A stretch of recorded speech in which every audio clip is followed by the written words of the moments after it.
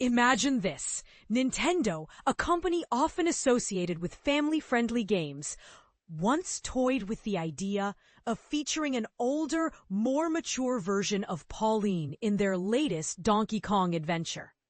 But here's where it gets intriguing. What if that decision had completely changed the tone and direction of the game? Let's dive into the details and see how things unfolded behind the scenes.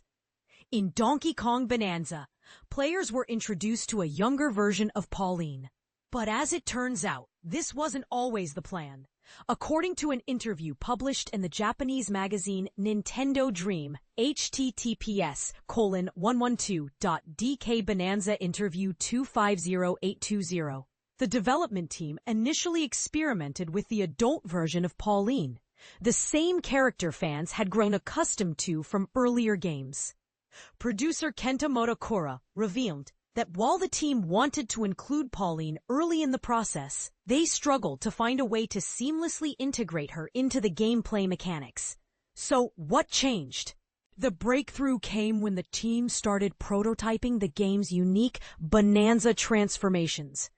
During this phase, Naoto Kubo composed a song inspired by the transformations, which eventually became a key element of the gameplay.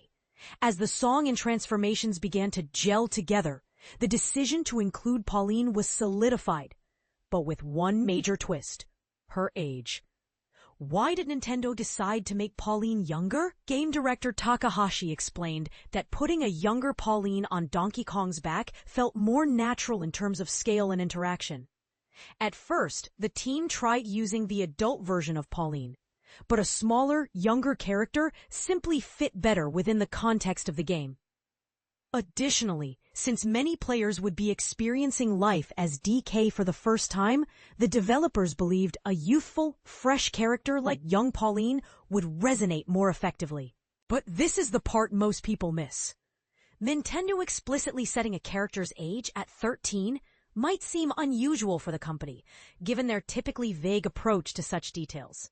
However, Takahashi shared that this specific age was chosen for its narrative potential. 13 is an age where you start to experience conflicts and struggles, he explained. And it's also when you begin to think about your dreams for the future. This made Pauline's character arc particularly compelling, as it allowed the story to explore themes of growth, self-discovery, and adventure, elements that align perfectly with the spirit of the game. Interestingly, some fans have questioned whether making Pauline younger undermines her agency as a character. Could an older Pauline have brought a different kind of depth to the game? And does Nintendo risk alienating longtime fans by reinventing classic characters in unexpected ways? These are the kinds of debates that make gaming communities so vibrant, and we'd love to hear your thoughts in the comments below. On a related note, there's another fascinating detail about Donkey Kong Bananza that you might not know. Did you ever wonder what happens when DK meets his demise in the game? We recently uncovered a hidden Easter egg that sheds light on this very topic. You can read all about it here, https://nintendoeverything.com/Donkey Kong Bananza Easter egg.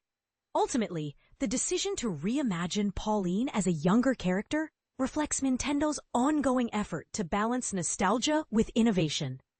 By revisiting familiar faces in new contexts, they continue to push the boundaries of storytelling in video games.